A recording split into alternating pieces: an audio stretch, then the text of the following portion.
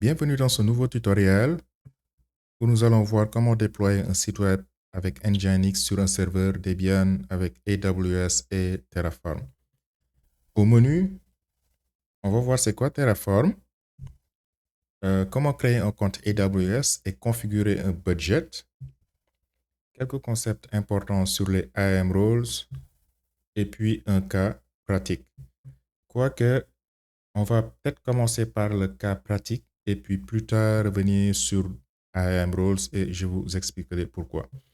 Donc, si tout ça vous parle, alors let's go.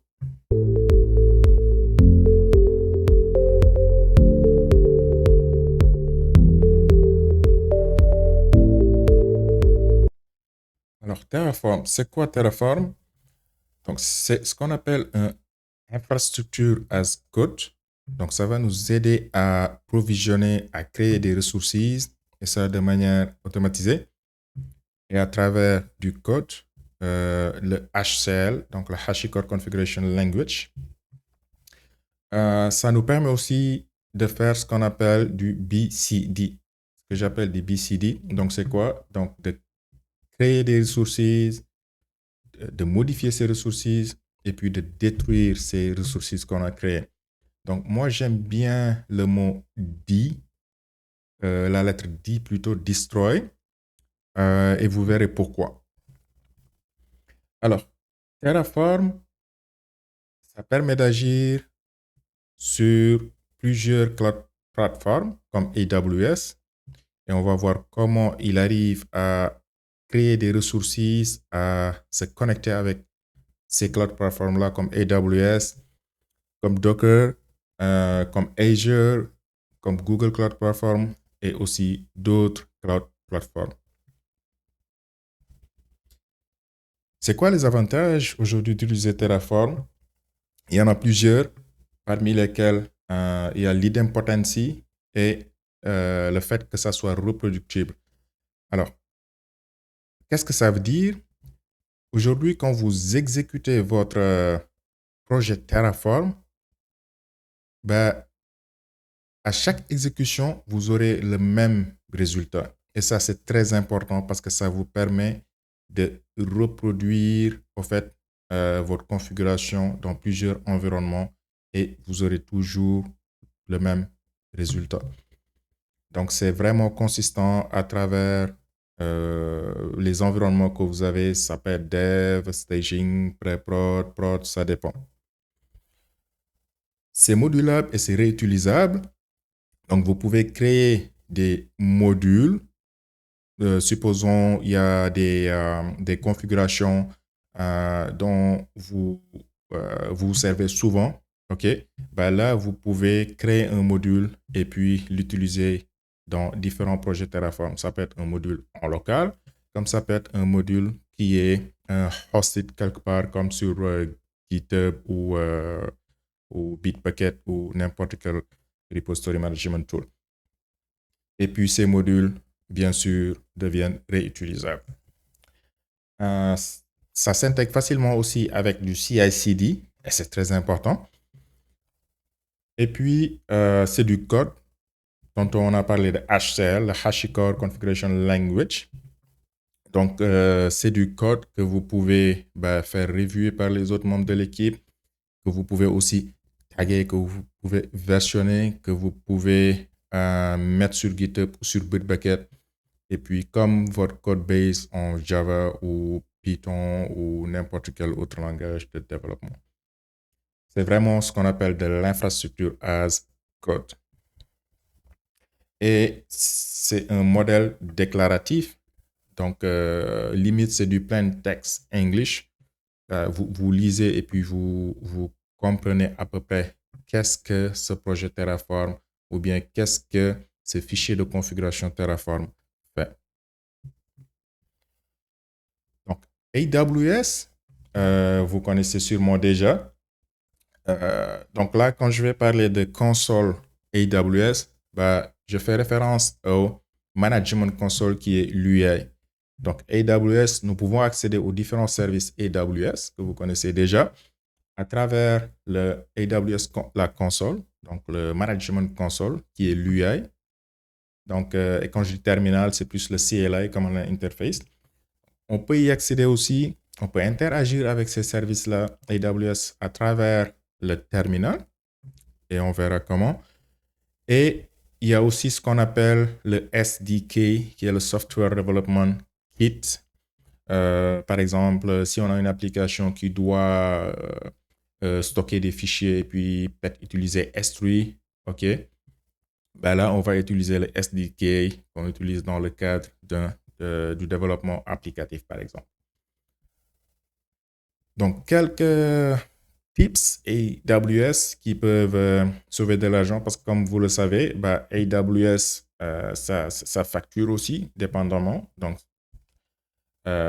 premier tip, c'est d'avoir un compte Free-Share. Donc, je vous le recommande vivement. Donc, vous avez comme 12 mois où vous pouvez quand même utiliser à volonté pas mal de services AWS. Donc, je vous recommande de vous créer un compte Free-Share, juste avoir à l'esprit qu'il faudrait une carte Visa, OK, pour pouvoir créer un compte, mais ne vous inquiétez pas, ça va pas AWS va pas vous charger. Mais il faut quand même, c'est un prérequis, une carte Visa ou Mastercard. Donc, puis, setup un MFA pour le root account. Donc, quand vous créez votre compte AWS, bah, ce compte-là, c'est un root account. Donc, c'est vraiment un compte admin, admin, admin. OK? Euh, Première règle de sécurité, bah, appliquez le multifactor authentication sur ce root account. Et puis après, créez-vous un IAM user et puis configurez aussi le MFA pour ce IAM user-là. Et si nécessaire, bah, donnez à ce IAM user-là toutes les permissions, peut-être admin, ou bien en tout cas les permissions dont vous aurez besoin pour administrer votre compte AWS. Mais l'idée ici, c'est d'éviter d'utiliser le root account plus tard. Donc, ça fait partie aussi des avantages. Et puis, ce qu'on va voir réellement ici, c'est plus la configuration d'un budget avec AWS. Donc, c'est très important de configurer un budget pour être à l'abri des surprises parce que, comme je vous ai dit là, bah, AWS va facturer si vous utilisez au-delà du quota qui vous est permis, dépendamment en tout cas si vous êtes dans un compte Free-Share ou pas. Moi, je n'ai pas de compte Free-Share, donc le fait que je configure un budget, bah, ça m'aide beaucoup.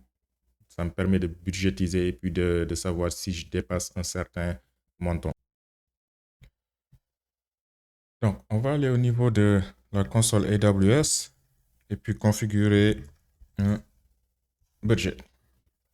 Donc, pour ça, je vais dans AWS Console. Un peu. Donc, AWS Management Console. Donc là, je me log. Donc, j'ai déjà créé j'utilise déjà un IAM account. Donc là, j'ai déjà un IAM user. Donc, sign in.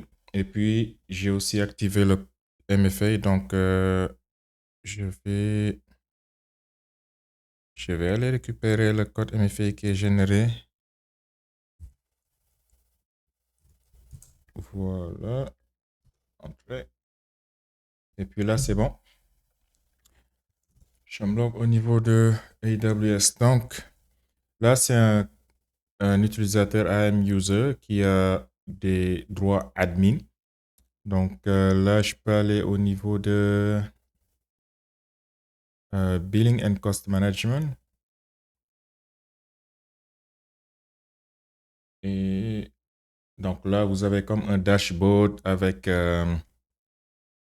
vous avez ici un dashboard avec ça, c'est des prévisions. C'est pas exactement le montant. Donc, et puis les services, et au fil des mois, la charge pour chaque mois. Donc, hop, vous pouvez visualiser ici les services ainsi que la facture, là. Est-ce que je cherche, c'est pas ça. Donc, si on va au niveau de Billing Preferences, donc au niveau de Billing Preferences, ça c'est important avant d'aller au niveau du budget. Donc, assurez-vous d'avoir activé le Invoice Delivery Preferences, c'est-à-dire les préférences sur les factures. OK, donc là, on active Delivery by Email, donc on va les recevoir par email. Et puis aussi des préférences d'alerte, donc Feature Alert, si vous êtes avec le Feature. Donc c'est très important. Et puis le CloudWatch Billing Alert si vous voulez. Donc ça, c'est le premier prérequis. Et puis le deuxième prérequis, c'est Budget. Donc Budget, là, vous avez ici Budget and Planning. Donc vous allez au niveau de Budget. Et puis là, vous créez votre budget. Donc comme vous le voyez, moi j'ai défini ici un Monthly Simple Budget. Donc, qui est un budget mensuel, OK? Et puis là, je l'ai défini comme à $35. Ça, c'est le threshold, c'est le maximum là. Et là, le forecast amount, ça, c'est juste une prévision, pas exactement le montant que je vais payer à la fin du mois. Donc là, je ne vais pas créer un budget, bien sûr, mais juste pour vous montrer. Donc là, j'ai un niveau de create budget. Et puis, vous pouvez créer un simplified budget en utilisant un template déjà fourni. Après, ici, ça dépend. Zero spend budget si vous ne voulez vraiment absolument rien dépenser, et c'est ce que je vous conseille avec le AWS feature. Moi, par contre, j'ai pris celui-là, monthly cost, et vous pouvez mettre n'importe quoi, 5-10 $. Bon, là, vous lui donnez un nom, et puis le estimated, vous estimez ici, ben, mettons par exemple, je ne veux pas dépasser 10 $. Et au niveau de email, bah, les emails sur lesquels vous voulez recevoir la notification, une fois qu'on arrive à ce threshold-là, ceci fait create budget. Bon, je n'ai pas saisi d'email, mais en gros, c'est ça. Donc, si je retourne ici au niveau de budget, par exemple, je vais faire comme ça et edit. Là, par exemple, on peut regarder, c'est intéressant, budget history. Donc, c'était quand même élevé en avril et puis mai. Donc, je jouais pas mal avec. Mais après, vous voyez, c'est quand même assez constant là. Donc, actual cost $0,59. Mais ce que je vais faire, c'est quand on va au niveau de Edit, par exemple. Donc là, on peut voir les différentes options. Donc, c'est un monthly, donc daily ou ça dépend annuel, etc. Donc, moi, c'est plus monthly et puis fixed. 35, vous pouvez mettre n'importe quel montant. Et ici aussi important, All AWS Services Recommended. Je ne sais pas pourquoi il va cocher l'autre option là. Et un tag si vous voulez. Next. Et là, le threshold, si j'atteins par exemple 60% du budget ou 70%, c'est à vous de définir votre threshold. Je vérifie juste que je n'ai pas modifié quelque chose que je ne devais pas. Il remet toujours à filtre spécifique AWS Cost Dimension. Je ne sais pas pourquoi. Donc, next. Et puis là, vous définissez ici votre threshold. Donc, alerte 1, vous pouvez ajouter aussi d'autres alertes si vous voulez. Puis, bon, je l'ai mis à 80%. Et je vais recevoir ici, par exemple. Bah, je n'ai pas défini de SNS alerte. Vous pouvez aussi ajouter une autre alerte threshold. Et next. Et puis là, on revoit le tout. Si c'est bon, next, review. Et c'est. Donc ça, c'est pour la partie budget. Donc une fois ceci fait, maintenant, on peut commencer le hands-on.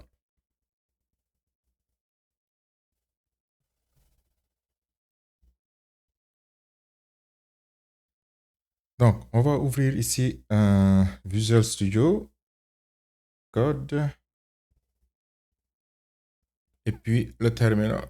Hop, j'agrandis un peu. Voilà, comme ça devrait être bon. Voilà, et aussi le terminal. Là aussi, j'agrandis un tout petit peu. Hop là. Tut, tut, tut. Voilà. Je pense que ça devrait être bon comme ça. OK. Cool. Et puis là, on va créer notre projet dans document, Terraform, mkdir, EC2, website. OK, cool. Je vais glisser ce projet-là ici. Hop. Document, Terraform, EC2. OK. Donc, la première chose à faire, on va créer le fichier de config Terraform où on va mettre nos providers, la version qu'on veut utiliser. Donc, on va y revenir après pour la partie provider au niveau de Terraform. Et pour le moment, on va juste créer ici notre fichier terraform.tf. Et dans ce fichier terraform.tf là, on va spécifier ici la version du provider qu'on veut utiliser. Donc, il faut comprendre que Terraform, en fait, comment il arrive à interroger le cloud provider, supposons ici c'est AWS, on veut utiliser AWS. Comment Terraform arrive à interroger AWS ou bien Azure si on utilise Azure? Bah, c'est à travers ce qu'on appelle des providers. Donc, il y a un ensemble de providers disponibles sur le site Terraform Registry. Et ces providers-là vont interagir, vont interroger le cloud provider à travers des API. Donc, chaque cloud provider va exposer un ensemble de API qui permet maintenant au provider, en fait, d'interroger ces services-là du provider. En gros, c'est comme ça que Terraform arrive à interroger AWS ou Google Cloud Platform ou n'importe quel provider. Donc, c'est ça qu'on va essayer ici de mettre en place. Donc là,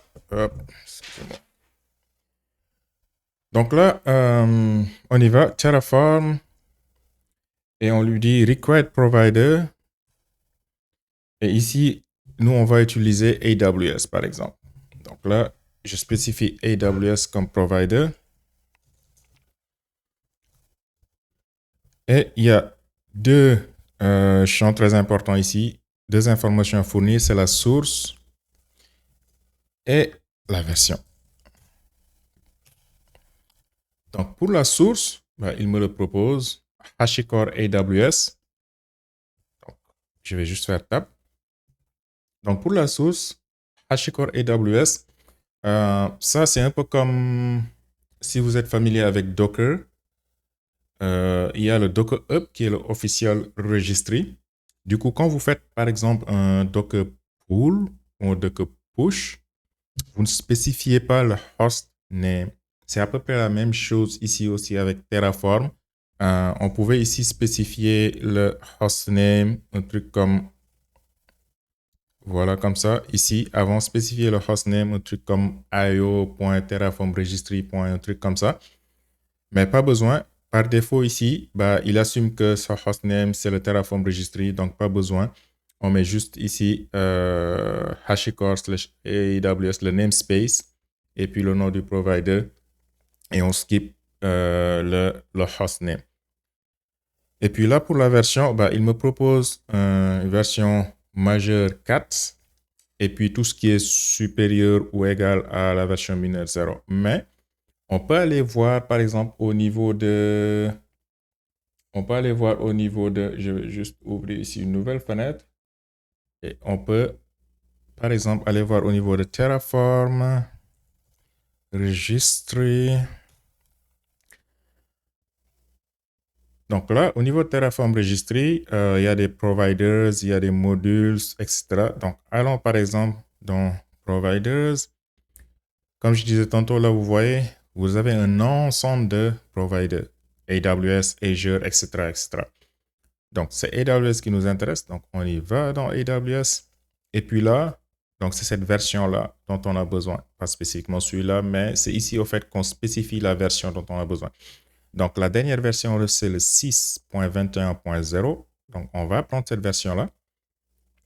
Vous n'êtes pas aussi obligé de spécifier une version. Donc, 6.21.0.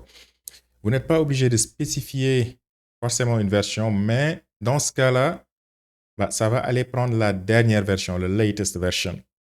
Et c'est pas aussi ce qu'on veut parce que le latest version, au fait, vous êtes exposé à des surprises dans le futur parce que ça va toujours prendre la dernière version. Donc, on aimerait avoir une version bien spécifique.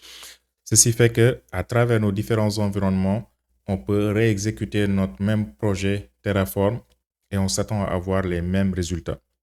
Donc, c'est pour ça que c'est très important ici de spécifier la version. Donc, là, on va prendre la dernière version qui est le 6.21. Donc, 6.21. Juste comme ça. Qu'est-ce que ça veut dire? Bon, là, on lui dit, prends la version majeure qui est 6 et puis toute version mineure qui est supérieure ou égale à 21. Donc là, c'est des contraintes qu'on met pour le provider qui est ici AWS. Maintenant, il faut qu'on spécifie la version de Terraform qu'on veut utiliser. Et c'est ce qu'il me propose, c'est le required version. Donc, le required version, je vais prendre ce qui est comme dans la documentation. Donc, supérieur égal à 1 point. Vous allez le trouver dans la documentation de Terraform 1.2. Alors, qu'est-ce que ça veut dire? Là, on prend toute version qui est supérieure égale à 1.2. Mais comme on peut le voir, si je retourne là, par exemple, si on fait Terraform -v, là, on voit que la version Terraform, qui est la dernière version, by the way, c'est 1.13.5. Donc, si vous n'avez pas la dernière version, lorsque vous faites une commande terraform.-v, bah, il va vous dire que votre version est outdated et qu'il faudrait upgrade la version. Mais là, on voit qu'on est à 1.13.5. Mais on requiert ici au minimum avoir 1.2. Donc, c'est largement suffisant. Maintenant, ceci fait, on peut créer notre main.tf qui sera le fichier source principal où on va écrire le code Terraform. Dans un premier temps, on va tout mettre dans ce fichier-là. Et puis plus tard, on va voir comment réorganiser la structure de notre projet au fur et à mesure qu'on avance. Donc, on y va. Dans ce main.tf, donc on va mettre ici nos différentes ressources qu'on veut créer. Première section, provider, celui qu'on a spécifié dans le terraform.tf file. Et puis là, et dans cette section provider-là, on spécifie ici les options qui s'appliquent de manière globale à toutes les ressources qu'on va créer. OK? Donc, entre autres, ça peut être la région. OK? CA Central One. OK? Je vais utiliser CA Central One pour la région. Et ça peut être aussi, par exemple, on va le voir, par exemple, les credentials. De manière générale, tout ce qui est configuration ou option à appliquer globalement dans les ressources qu'on va créer. Donc, une fois ceci fait, OK, l'intelligent leader, l'éditeur plutôt, il me propose, mais je vais skip ça. Donc, ce que je vais faire ici, je peux aller directement créer la ressource comme il me proposait là. Donc, attends, voilà. Donc, je peux aller créer directement la ressource qui est ici une instance. OK? Ici tout. Mais je ne vais pas accepter ce qu'il me propose. Pourquoi? Parce que là, comme vous voyez, le AMI, il me propose de hardcoder le AMI. Ce qui est comme qui est pas dynamique. parce que vous mettez en dur une valeur. Donc, nous, ce qu'on aimerait, c'est fetch ce AMI-là de manière dynamique. Alors, comment on peut aller chercher ce AMI? C'est assez simple. Si on retourne dans la console, AWS console, si on va dans EC2 et puis AMI, donc là, on peut ajouter des filtres, public image, et puis là, on va AMI owner, je vais juste filtrer pour prendre des owner officiels. Je veux pas ça. Owner alias. Et puis owner alias, je veux que ça soit Amazon. OK. Maintenant, comme serveur, je veux utiliser Debian. OK. Je pourrais aussi bien utiliser Ubuntu ou Amazon Linux Machine, mais je veux utiliser Debian. Donc, je veux host mon application, mon site web sur un serveur Debian. Right? Donc là, je mets Debian et je veux la version 13, qui est la dernière version actuellement. Donc là, on y va. Ça va rechercher des images.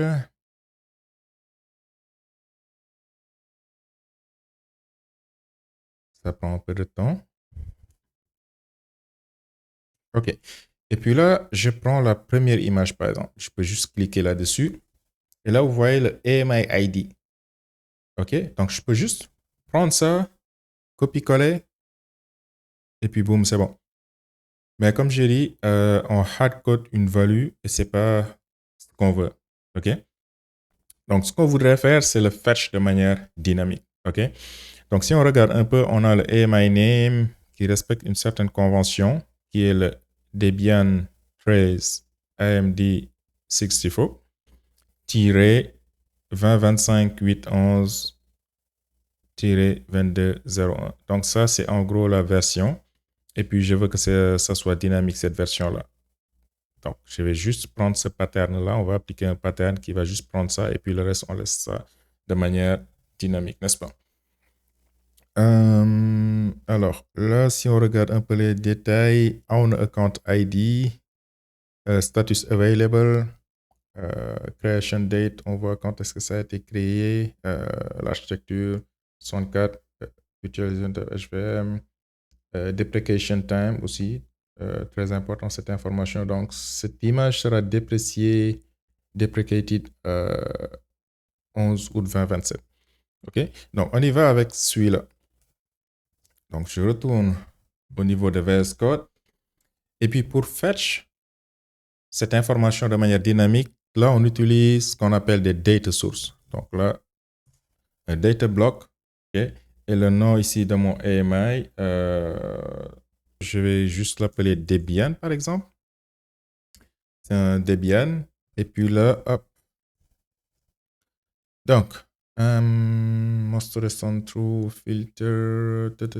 OK, je vais juste taper accepter. Donc, ça va me sauver des écritures. Most recent true filter name Debian 11. Je ne veux pas Debian 11. Donc, ce qu'on va faire, je copie ça. Et si on regarde un peu le pattern ici, donc ce serait Debian-13-AMD 64. Et tout ça, je peux enlever. Donc, je peux appliquer ce pattern-là.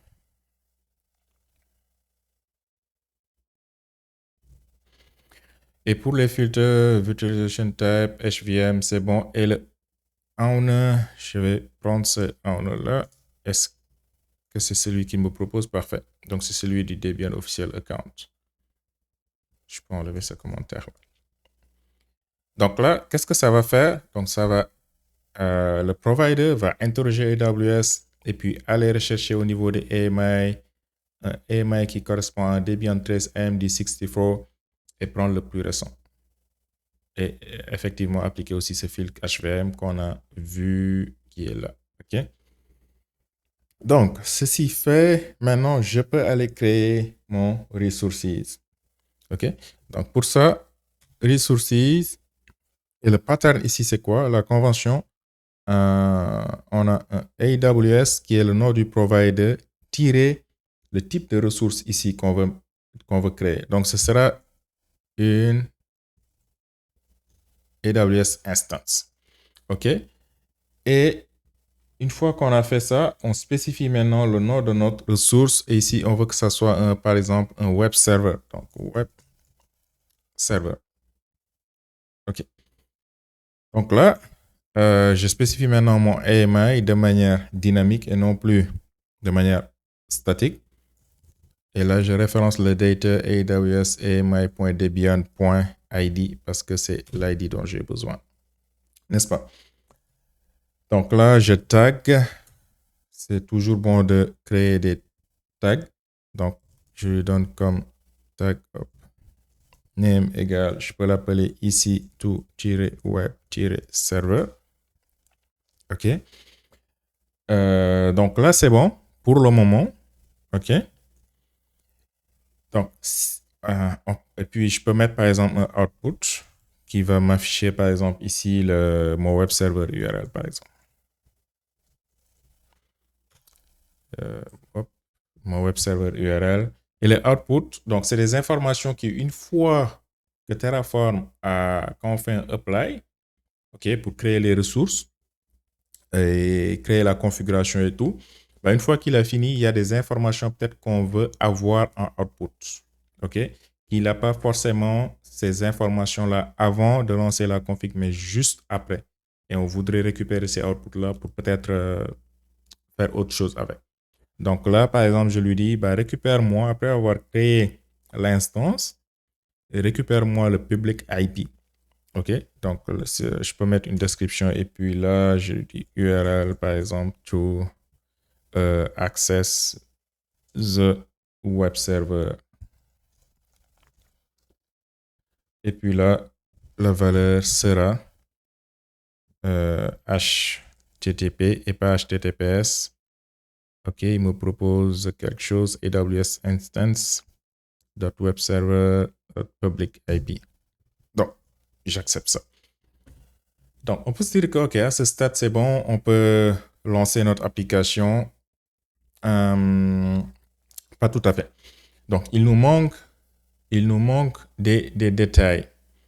La première, c'est si on crée une instance comme ça, et puis on n'a même pas installé pour le moment Nginx, mais si on lance, par exemple, le projet tel quel là, notre instance ne sert pas à grand-chose parce que on ne pourra pas se connecter là-dessus, il ne sera pas accessible et puis on ne pourra absolument rien faire avec. Donc, il faut savoir que par défaut, AWS applique toujours ce qu'on appelle le List Privilege Principle. Bah, ça veut dire quoi? On donne à la personne, à la ressource, à l'entité, juste le minimum ce dont il a besoin. Et par défaut, quand vous créez une ressource, bah, c'est un access denied, vous ne pouvez rien faire là-dessus. Donc, il faudrait donner les permissions nécessaires à cette ressource-là. Et aussi, actuellement, si on lance, on veut rouler un web server, donc il faudrait qu'on configure notre web server, n'est-ce pas?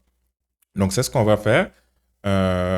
D'abord, avant de venir au niveau de Security Group, on se crée ici un dossier Data et puis on va mettre les scripts pour installer, par exemple, Nginx sur notre serveur au démarrage, par exemple.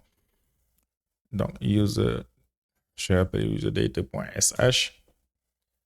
Et puis là, on va mettre ici les scripts pour installer un web server au niveau de notre serveur Debian. Donc, hop, je vais juste aller prendre ceci.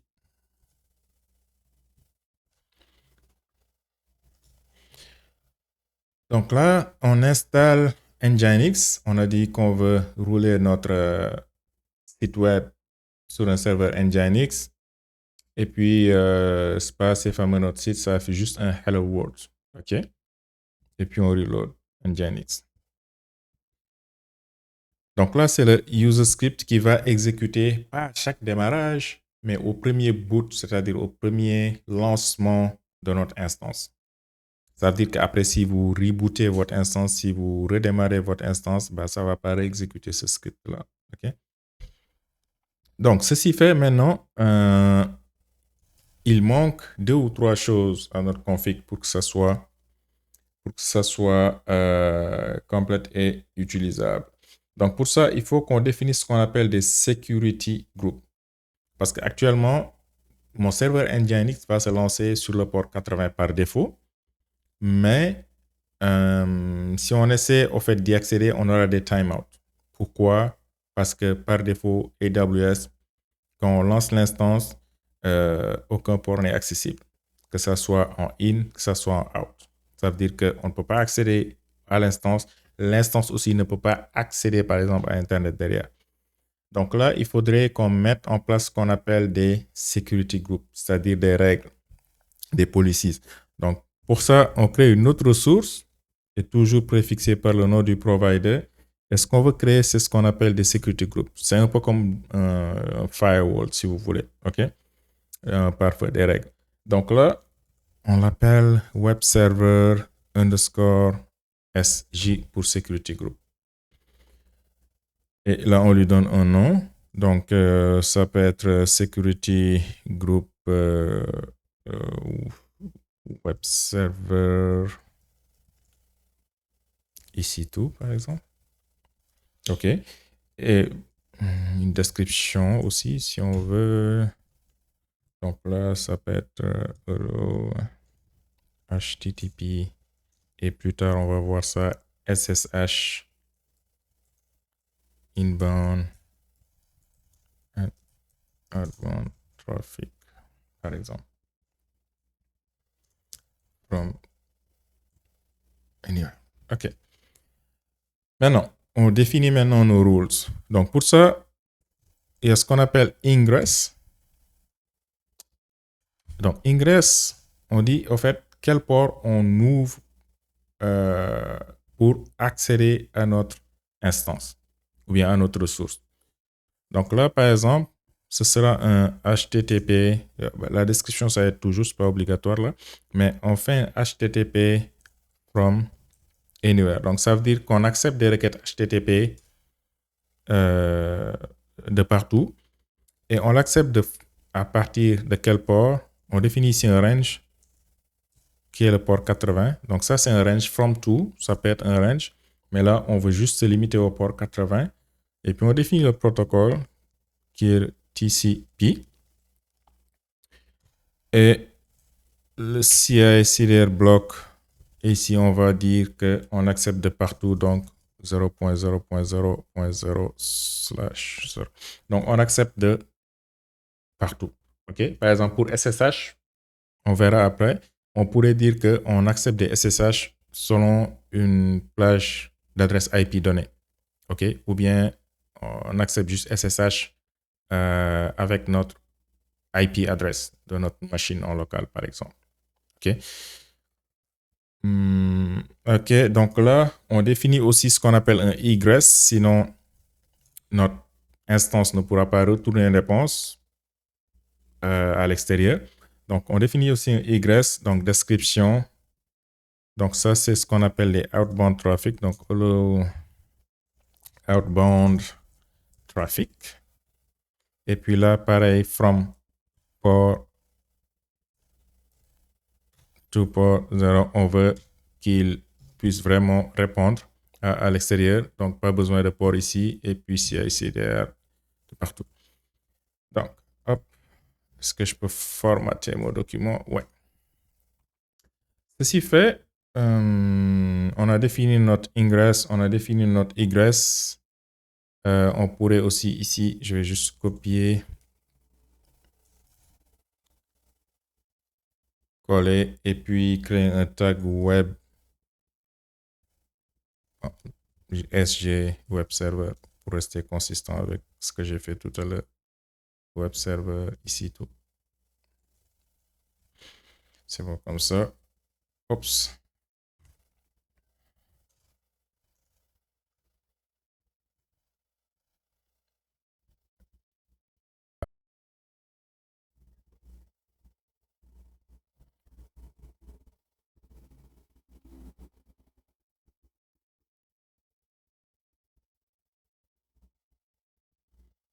Maintenant, une fois ceci fait, il faudrait que je référence ce security group là au niveau de mon instance, n'est-ce pas? Donc pour ça, instance type, ouais, T3 micro. Alors le T3 micro, juste, on va faire un petit détour. Quand on vient au niveau de instance, par exemple, launch instance, ça c'est un détail très important. Il faut s'assurer de prendre des instances qui sont free share eligible. C'est très important, sinon Amazon va vous charger. Donc là, si bon, on a pris Debian, donc on vient ici et vous voyez free share eligible. Donc moi, je veux par exemple un T3 Micro. Donc là, c'est un Debian 13, c'est bon, qui est free share eligible. Vous pouvez prendre, comme je disais tantôt, Amazon Linux, que l'idée m'a proposé tout à l'heure là, et puis Ubuntu ou bien Windows, Red Hat, anyway. Là, au niveau de l'instance type, alors c'est quoi l'instance type? Il faut juste vérifier que c'est feature eligible. Donc, vous l'avez ici, par exemple, le T3 Micro, T3 Small. Donc, c'est au niveau des caractéristiques que ça se joue. T3 Micro, T3 Nano, par exemple, vous voyez que c'est un 2 vCPU, 0.5 Go memory, celui-là 1.1 Go memory, etc. Donc, ça joue vraiment au niveau des caractéristiques. Donc, je vais prendre le T3 Micro, mais il faut juste s'assurer ici, quand on lance une instance ici tout, que c'est vraiment free share eligible pour ne pas avoir des surprises.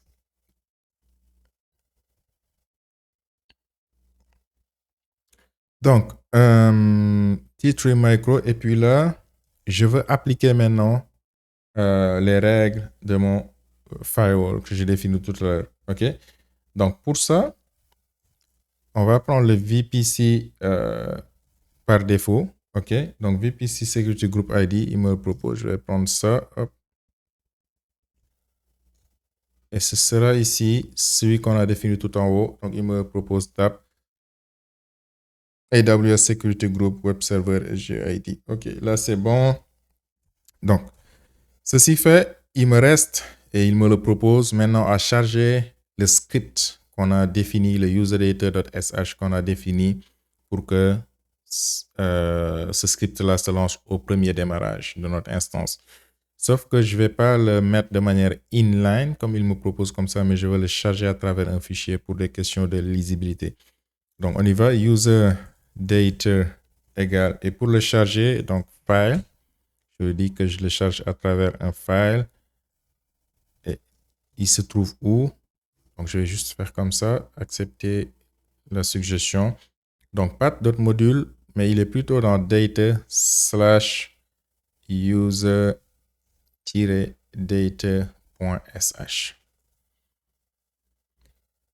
Donc là, la configuration de l'instance est bon pour le moment. On a défini nos règles au niveau du firewall. On a défini ici ce qu'on veut comme output. Maintenant, il reste un détail, c'est au niveau de l'authentification. Tantôt, on a dit que les providers, comment Terraform contacte AWS ou Azure ou n'importe quel cloud provider, c'est à travers ce qu'on appelle des Terraform providers. OK? Donc, c'est à travers ces providers-là. Maintenant, notre projet Terraform, il a besoin de s'authentifier. OK? Il a besoin de s'authentifier au niveau de AWS pour pouvoir créer ses ressources. OK? Donc, si on laisse comme ça, ça va utiliser le profil par défaut. Alors, qu'est-ce que je suis en train de raconter? Si vous avez installé AWS, CLI, et puis qu'on fait comme AWS configure list.profile, donc là, j'ai un profil par défaut. OK? Donc, si on ne mentionne rien ici dans la partie où on spécifie les options globales, OK? Donc, qu'est-ce que ça va faire? Ben, ça va utiliser le profil par défaut là qui est mon IAM user. Alors, comment je le sais?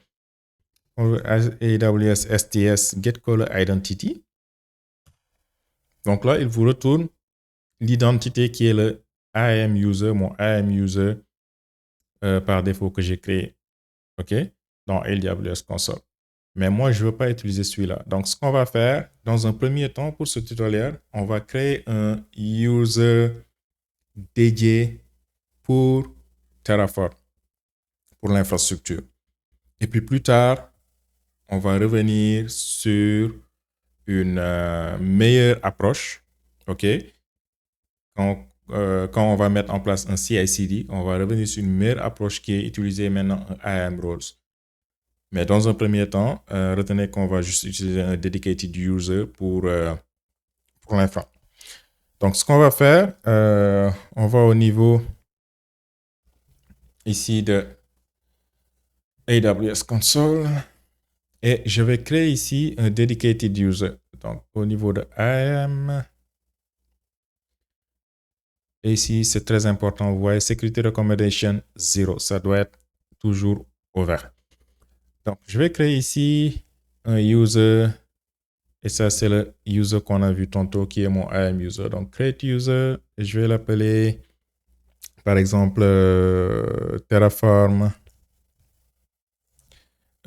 Ici, to-user.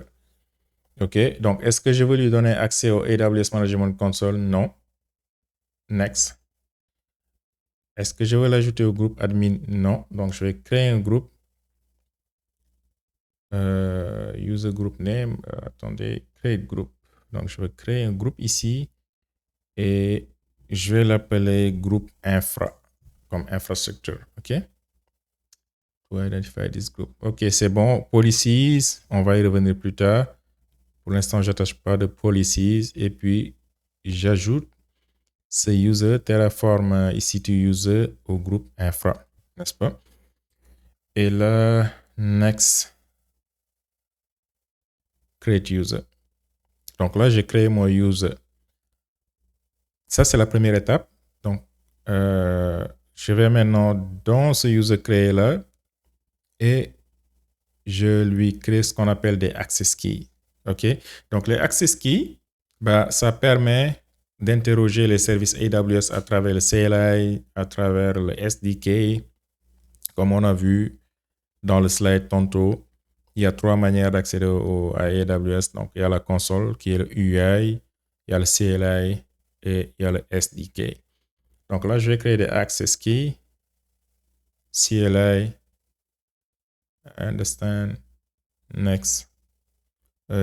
Toujours bon de mettre des descriptions.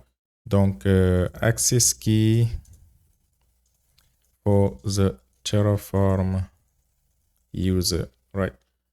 Create access key. Et là, c'est très important. Il faut les copier-coller quelque part. Sinon, une fois que vous quittez cette page, vous n'y aurez plus accès. Donc, je vais les copier-coller quelque part. Donc là, c'est bon. Copier-coller et vous pouvez aussi l'exporter en CSV file. Comme ça, vous le gardez ou bien vous copiez-coller. C'est à vous de voir. Done.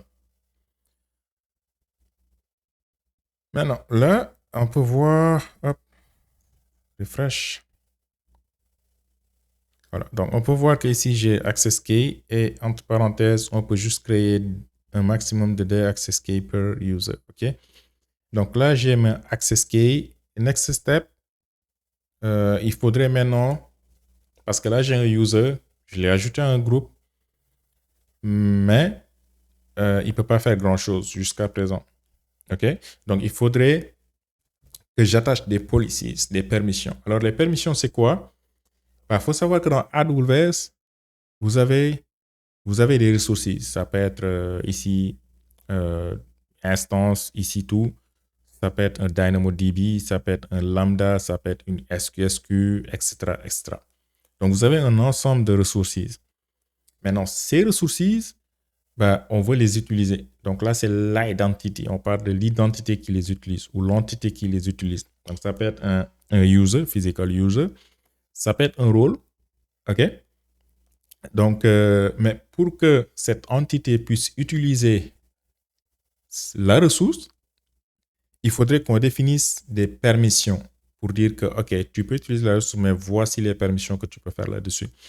Donc, il faudrait qu'on définisse maintenant ces policies-là. C'est ce qu'on appelle des policies. OK? Donc, je vais créer ici des policies. On peut le créer de manière visuelle, mais on va plutôt aller sur la partie JSON. Et puis là, en gros, oubliez tout ce qui est là. C'est ces trois sections-là qui nous intéressent. Donc, il y a le effect qui peut être allow ou deny. Il y a l'action et il y a resources. Une manière simple de comprendre ça très rapidement, c'est quoi? Moi, je le lis comme ça. Allow these actions, ça peut être ça peut être plusieurs actions on these resources. Ou bien deny these actions on these resources. Donc, on permet un certain nombre d'actions, une ou plusieurs, à une ou plusieurs ressources. Donc là, on va aller, j'ai préparé déjà un policy.json. Donc, on va aller chercher ça.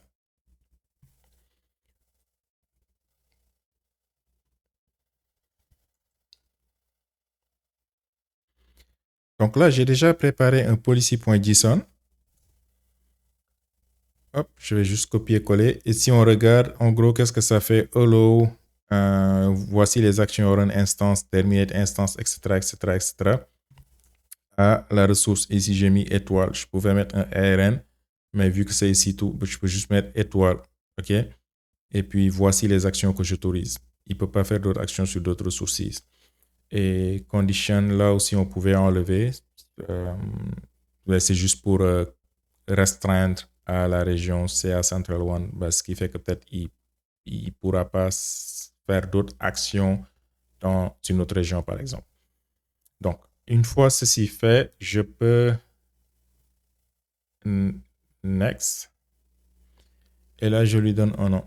Donc, pour le nom, on va le voir tout à l'heure. Donc, il y a AWS, par défaut, il y a des built-in policies. Il y en a beaucoup, beaucoup, beaucoup. Donc, ce que je fais d'habitude pour me trouver, c'est je mets custom pour dire que c'est une policies custom que j'ai créée. Custom Terraform EC2 et j'ai le suffixe par policy. Et puis là, vous pouvez mettre une description si vous voulez. Et là, si tout est bon, je create policy. OK? Et là, vous voyez, il y a 1412 policies, donc 1411 policies. Donc, custom. Et là, je peux facilement retrouver ma policy qui est la custom Terraform EC2 policy. Donc, pour la partie configuration AWS, maintenant là, nous sommes bons. Nous pouvons retourner sur la partie Terraform. Right? Donc, ici, je peux maintenant lui dire utilise, par exemple, le profil. Là, il ne me met pas défaut, le profil default. On va y revenir. Je ne vais pas utiliser forcément le profil default. Donc, on a fini pour la partie configuration du user et des polices au niveau de AWS. Maintenant, il reste une autre configuration à faire, c'est la création du profil. OK? On veut pouvoir utiliser ces access et secret keys qu'on a créés pour le Terraform EC2 user. Donc, pour ça, je retourne ici et puis je vais configurer le profil. Donc, pour ça, vous avez la commande AWS configure-profile Terraform EC2. OK? Donc, vous pouvez l'appeler n'importe. Vous pouvez utiliser un autre nom, Terraform EC2, Terraform Profile, etc., etc. Donc, Terraform EC2. Et puis là, il va me demander de saisir le Access Key ID, Secret Key ID, la région et le default output. Donc, là, je vais chercher le Access Key. Évidemment, c'est des informations qu'il ne faudrait pas partager. OK, maintenant le secret key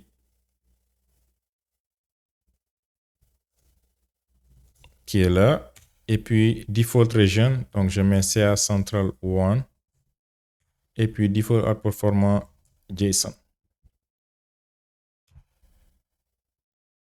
Donc, si je réexécute la commande, OK, list profile, là je vois que il m'a ajouté mon profil Terraform EC2.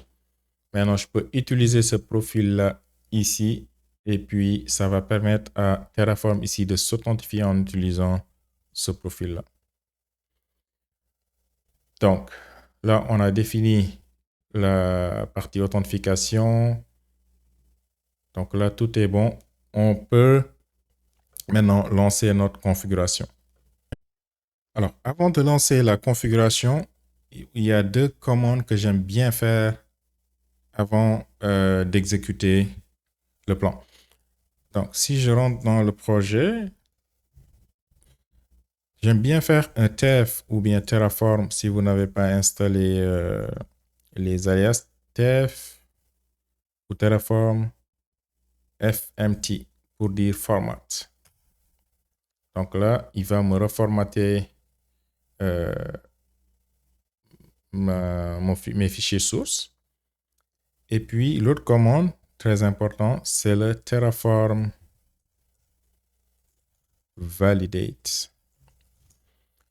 Donc, cette validation elle est très importante parce que si on manque quelque chose, que ce soit des erreurs de syntaxe, que ce soit des ressources ou bien des arguments auxquels on fait référence et qui n'existent pas, par exemple, bah, il va le flasher très tôt et on pourra corriger. Donc, Terraform validate, et puis là, vous voyez, il me dit que missing required provider. OK? Et c'est ce que je disais tout à l'heure. Vous voyez, là, il registre Terraform IOSA. C'est le hostname. OK? Que je disais tantôt. Pas besoin de le mettre. OK? On a juste mis namespace et puis le nom du provider. Donc là, la configuration n'est pas correcte parce qu'il me manque le provider. Donc, c'est bon. Et pour installer le provider, donc Terraform init. Donc, on fait un Terraform init qui va aller lire notre fichier Terraform TF et installer ce provider-là avec cette version-là. OK? Donc, on y va.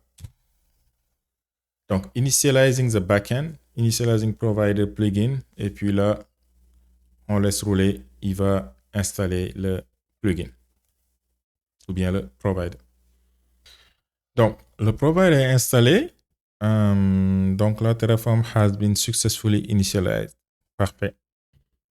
Il y a un message quand même très important qu'il ne faudrait pas manquer, c'est Terraform has created a log file, Terraform log.htcl, to record the provider selection it made above. Include this file in your version control repository so that Terraform can guarantee to make the same selections by default when you run Terraform init in the future. Donc, c'est très important. Donc, qu'est-ce que ça veut dire? Il ne faudrait pas mettre ce .terraform.log.htcl file dans notre git ignore, par exemple. OK? Ben, ça nous permet d'avoir la même configuration la prochaine fois qu'on va exécuter un Terraform init. Par exemple, lorsqu'on va mettre le projet dans un pipeline, par exemple. OK, donc ceci fait, maintenant, on peut réexécuter notre Terraform validate. Et puis là, vous voyez, invalid value for name cannot begin with hg-with AWS Security Group Web Server, donc à la ligne 23. Donc à la ligne 23, donc on ne peut pas commencer par ça. Donc name, on va juste l'appeler Web Server .security group. Par exemple, est-ce qu'il accepte qu'on le préfixe? On y va, validate. Et puis là, success configuration invalid. Maintenant là, et seulement là, on peut faire un Terraform apply. Donc, il y a trois phases. Il y a le Terraform init qu'on a vu tout à l'heure qui va initialiser le provider et les plugins. Et puis, on peut faire, dépendamment, hein, ça dépend, ça peut être deux ou trois phases. Le Terraform init, c'est la première phase. Deuxième phase, moi, j'aime bien faire un Terraform plan. Donc, le plan, bah, il va vous dire qu'est-ce qu'il veut faire. Et puis là, Terraform plan, bah, on voit que il y a des erreurs. Reading EC2 AMI operation. Donc là, si on regarde bien, bah, ça nous dit que you are not authorized to perform this operation, qui est le describe image, par exemple. Donc, qu'est-ce que ça pourrait être si je retourne au niveau de de ma policies. Je vais juste vérifier que j'ai bien attaché cette policies-là au user. Et puis là, vous voyez, permission not defined. Permission not defined. Donc, le projet, le code me dit exactement c'est quoi l'erreur. Ok, c'est un peu comme en Java, vous exécutez et puis, ou bien au compile time, ça vous dit que bah, voici l'erreur. Donc, l'erreur, c'est assez clair. Mon utilisateur n'a pas les droits pour exécuter telle action. Donc, c'est un problème de permission. Donc, dans ce cas, qu'est-ce que je vais faire? Bah, il faut que j'attache la permission que j'ai créée tout à l'heure à mon groupe, pas directement à mon user. Je pourrais le faire directement, mais je préfère l'attacher au groupe.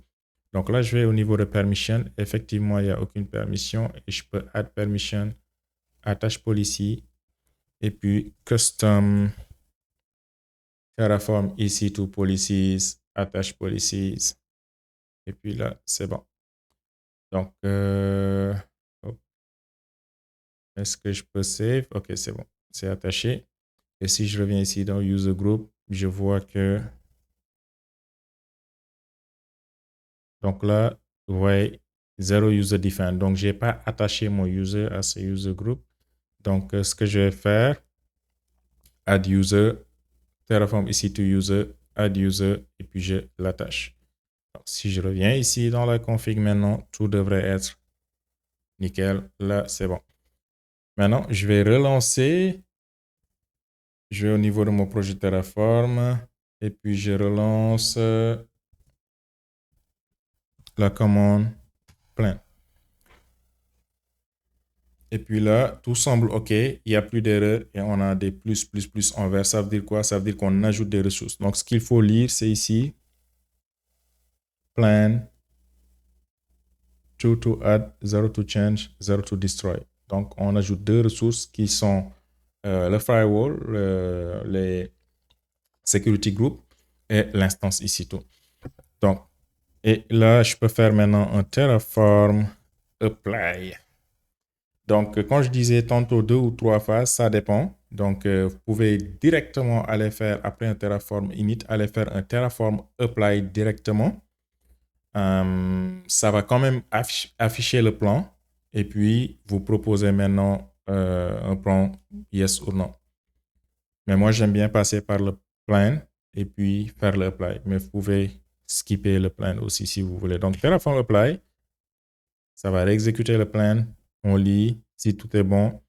Et puis, comme je disais tantôt, web server URL qu'on veut output, known after apply. Donc, il y a des informations qu'il pourra déterminer après avoir roulé l'infrastructure. Il y a des informations qu'il peut nous fournir d'avance, comme par exemple, si vous voyez le AMI ID, ben, il la fetch.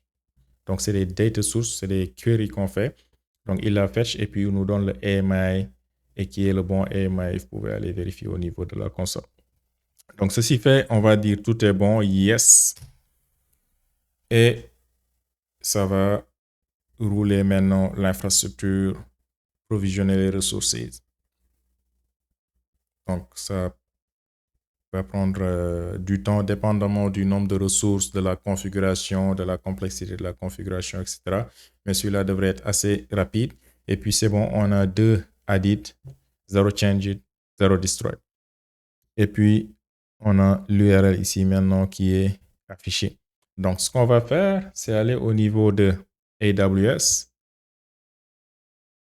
Ici tout. Et là, instance running 1. Parfait. Donc, je clique ici pour voir les détails. Donc, instance ID, public address, bah, c'est le même qui est output 3283 2235. 3280 2235. Parfait. Private IP, instance state running. Donc, tout est bon. Status check initializing. Donc, là, il fait un health check. Et puis, on a T3 micro. Et voilà, AMI location. Donc, pas mal d'infos. Status alarme. Vous pouvez voir la config ici, tout ce qui est monitoring, la partie sécurité, le security group qu'on a défini qui est là. Et si on va dans le security group, inbound rules, Donc, HTTP from anywhere. Donc, on ouvre le port 80. Outbound, ça, c'est les requêtes sortantes. Donc, tout est bon. Précédent. Donc, mon instance doit être maintenant up and running. Initializing. Bon, je vais essayer quand même d'accéder. On y va. Donc, je copie ça et on essaie d'accéder à l'instance. Et puis, boum, on a ici Hello World from Nginx. Donc, ça fait le tour pour ce tutoriel-là. Et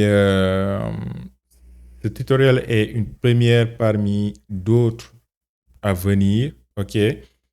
Next step. On va essayer après de voir dans les prochains tutoriels comment se connecter, par exemple, à notre serveur. OK. Pour faire peut-être des opérations de maintenance ou configurer des choses là. Mais comment se connecter en SSH à notre serveur. On va aussi mettre ce projet-là, Terraform, dans une pipeline, OK, peut-être avec GitHub, GitHub Action peut-être. Et ça fera l'occasion de revenir sur les IAM roles. Donc, voilà, c'est tout pour ce tutoriel. Si vous avez des questions, des suggestions, des remarques, des critiques et même des insultes, bah, bienvenue. Écrivez-le en commentaire et puis je serai ravi d'y répondre. Donc, on arrive à la fin de ce tutoriel. Le projet est disponible sur GitHub. Je mettrai les détails et puis le lien dans la description de la vidéo. Donc, n'hésitez pas à les cloner et puis lancer. Tout devrait marcher sans aucun problème. Sur ce, merci et à la prochaine.